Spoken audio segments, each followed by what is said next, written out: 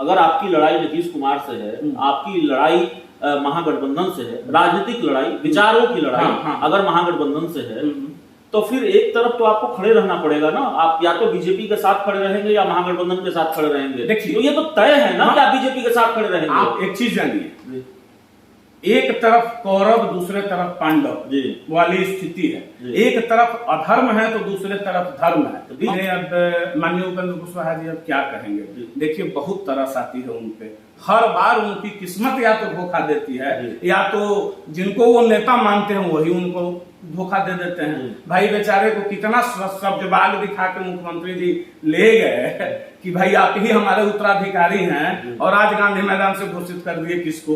तो अब तो ये न इधर के रहे न उधर के रहे, ये उधर इनसे भर पेट गाली दिलवाए बीजेपी को। केंद्र से इस्तीफा भी दे के आए कि उस समय हम मंत्री बनेंगे, मुख्यमंत्री बनेंगे। अब मुख्यमंत्री नहीं बने तो फिर नीतीश जी नीतीशम शरणम गच्छामी हो गए, और उसके बाद फिर आज की हाल ढाक के तीन पात वाली हाल। आप देख रहे हैं सिटी पोस्ट और मैं हूं अभिषेक मिश्रा। जेडीयू के पूर्व राष्ट्रीय अध्यक्ष और पूर्व केंद्रीय मंत्री आरसीपी सिंह की बात करेंगे। आरसीपी सिंह से जुड़े कई सवाल हमारे मन में हैं, उस पर बात करेंगे। हमारे साथ आरसीपी खेमे के नेता और आरसीपी सिंह के करीबी सिपासलार अमित सिंह हैं। दूसरे राजनीतिक सवालों पर बातचीत हो अमित सिंह जी, उससे पहले एक बयान आया आपका, उससे पहले ये खबर आई कि उनको धमकी दी गई है। सुपौल में शायद उनको घुसने नहीं दिया जाएगा, इस तरह का मामला से। ये पूरा मामला क्या है? देखिए, कल हम लोग 2 दिन के भ्रमण पे गए हुए थे गोपालगंज, और वहां से लौट रहे थे तो शाम के समय में अचानक 7-8 बजे तो पटना पहुंचे। तो एक जब टीवी चैनल खोले तो एक मीडिया पर वो चल रहा था कि भाई एक वहाँ के जिला अध्यक्ष हैं और वो धमकी दिए हैं कि अगर इस सुपौल में आएंगे। इस पार्टी के जिलाध्यक्ष हैं, जदयू के हैं, जदयू के जिलाध्यक्ष हैं, और वो कार्यकारिणी की जदयू की बैठक हुई है, और उसके बाद वो धमकी दिए कि भाई अंजाम बुरा होगा। तो सबसे पहले तो देखिए, राजनीति में इस तरह के शब्दों का कहीं हमेशा प्रयोग वर्जित रहा है, और यह लोकतंत्र है, राजतंत्र नहीं है। ये किसी की बपौती बिहार थोड़े ना है, ये लोकतंत्र की जननी है। यहाँ ऐसी भाषाई वालों का क्या मोल है। अरे कल भी हमने बयान जारी करके ये कहा कि यह संगत का असर है, लेकिन इस संगत का असर चंद दिन में ही तो ड्रग्स से भी ज्यादा तेजी तरीके से इनके ऊपर असर हो रहा है। किसकी संगत का असर है? महागठबंधन के संगत का असर है। अच्छा, जो मतलब भाषाई मर्यादा तो भूल ही चुके। तो ये लोग अभी एक जदयू में कंपटीशन चल रहा है कि कौन कितना ज्यादा गाली दे सकता। तब तो इस मामले में बीजेपी आपके साथ खड़ी हो गई ना। बीजेपी कोटे के मंत्री थे और बीजेपी के नेता हैं नीरज कुमार बबलू, उन्होंने तो बिल्कुल आपके साथ वो खड़े नजर आ रहे हैं। तो खुलकर ये कह देने में क्या दिक्कत है आप बीजेपी के साथ में? नहीं। देखिए, नीरज बबलू जी का जो बयान आया है, तो आप उनको, वो बीजेपी के नेता हैं, लेकिन एज ए बीजेपी के नेता नहीं बोल रहे हैं, वो एज ए व्यक्ति बोल रहे हैं। वो एक पॉलिटिकल व्यक्ति हैं, मजबूत व्यक्ति हैं, सुपौल से वो भी आते हैं, उनकी पत्नी भी ये एमएलसी रही है। तो वो कह रहे हैं कि अरे भाई ये राजनीतिक फील्ड है, बाहुबलिता तो प्रदर्शित करनी नहीं है। अरे चले, जनता के बीच जाने में ऐसी कौन सी घबराहट। तो जनता के बीच आप जा रहे हैं, ये बताइए कि बिहार की कितनी परिक्रमा कर लीजिएगा तो बीजेपी में आरसीपी सिंह शामिल हो जाएंगे? शामिल होना तो तय है। जो लोगों की सामान्य समझ भी है राजनीति की, वो तो मानते हैं कि जिस तरह से बीजेपी से नजदीकियां हैं, वो उनका जो ठिकाना होगा वो बीजेपी ही अगला ठिकाना होगा। देखिए, नजदीकियां होना और ठिकाना होना दोनों दो बात। तो आप इस बात को खारिज कर सकते हैं कि आरसीपी सिंह बीजेपी में जाएंगे ही नहीं?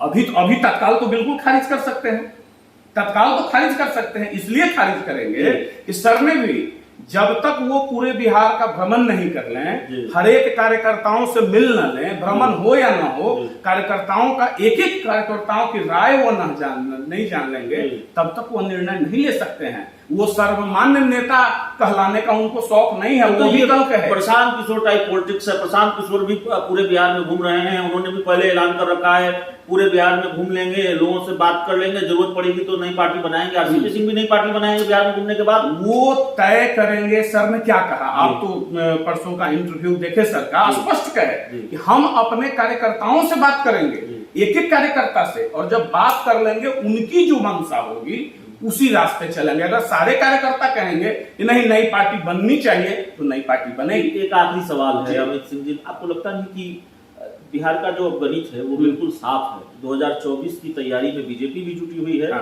2024 की तैयारी में महागठबंधन भी जुटा हुआ है। दो ही महत्वपूर्ण राजनीतिक खेमे हैं। अगर आपकी लड़ाई नीतीश कुमार से है, आपकी लड़ाई महागठबंधन से है, राजनीतिक लड़ाई, विचारों की लड़ाई अगर महागठबंधन से है, तो फिर एक तरफ तो आपको खड़े रहना पड़ेगा ना। आप या तो बीजेपी के साथ खड़े रहेंगे या महागठबंधन के साथ खड़े रहेंगे। देखिए, तो ये तो तय है ना कि आप बीजेपी के साथ खड़े रहेंगे। आप एक चीज जानिए, एक तरफ कौरव दूसरे तरफ पांडव वाली स्थिति है। एक तरफ अधर्म है तो दूसरे तरफ धर्म है। हम लोग धर्म के साथ खड़े हैं। बीजेपी धर्म है ना, बीजेपी आपके हिसाब से। नहीं, आप बीजेपी को ही धर्म की क्यों बात करते हैं? जो बिहार के राज्य हित की बात करेगा, जो राष्ट्र हित की बात करेगा, जो जनहित की बात करेगा, हम उसके साथ खड़े हैं, मजबूती से खड़े हैं। हम पलटने वाले के साथ खड़े नहीं हैं। अब ओलंपिक में कोई खेल प्रारंभ करना, आप पलटने वाले के साथ खड़े नहीं है, तो जहां जिसको जनादेश मिला 2020 के विधानसभा चुनाव में बीजेपी जेडीयू उधर चली गई, आप बीजेपी के साथ खड़े हैं। हाँ, यही गणित है। नहीं, गणित ये नहीं है जी। अब वो उधर गए जनादेश का हरण करके, हम लोग उसके साथ नहीं, ये कलंक हम नहीं ले सकते हैं। और ये देखिए, ये तो विलय करने के लिए गए हैं। अब इनकी पार्टी में जदयू में कुछ बचा है क्या बचा है जदयू में? चलिए, आपका एक पसंदीदा सवाल जाते जाते, उपेंद्र कुशवाहा बहुत दिन बाद दिल्ली से, माफ कीजिए, पहले मुंबई चले गए, फिर दिल्ली लौटे, दिल्ली से पटना पहुंचे। उन्होंने कहा कि मेरे लिए तो पद कोई मायने ही नहीं रखता, मेरे लिए मिशन आइडियोलॉजी सब बड़ी है। तो खबरें फैलाई गई झूठी, अनाप शनाप बताया गया कि मैं नाराज हूं मंत्री पद नहीं मिलने से। नहीं, अब माननीय उपेंद्र कुशवाहा जी अब क्या कहेंगे?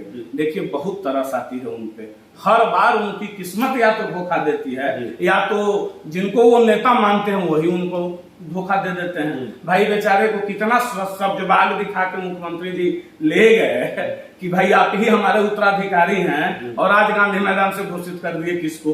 तो अब तो ये न इधर के रहे न उधर के रहे, ये उधर इनसे भर पेट गाली दिलवाए बीजेपी को, केंद्र से इस्तीफा भी दे के आए कि उस समय हम मंत्री बनेंगे, मुख्यमंत्री बनेंगे। अब मुख्यमंत्री नहीं बने तो फिर नीतीशम शरणम गच्छामी हो गए, और उसके बाद फिर आज की हाल ढाक के 3 पात वाली हाल हो गई। तो उनके साथ बहुत दुखद हुआ है। अब वो कहेंगे क्या? अंतरात्मा तो रो रही है उनकी। चलिए, तो उपेंद्र कुशवाहा की अंतरात्मा रो रही है, वो कह भी क्या सकते हैं। मैं नहीं कह रहा हूं, आरसीपी खेमे के नेता अमित सिंह जी कह रहे हैं। इस पूरी चर्चा में इतना ही, इस पूरी डिबेट में इतना ही। बहुत बहुत धन्यवाद।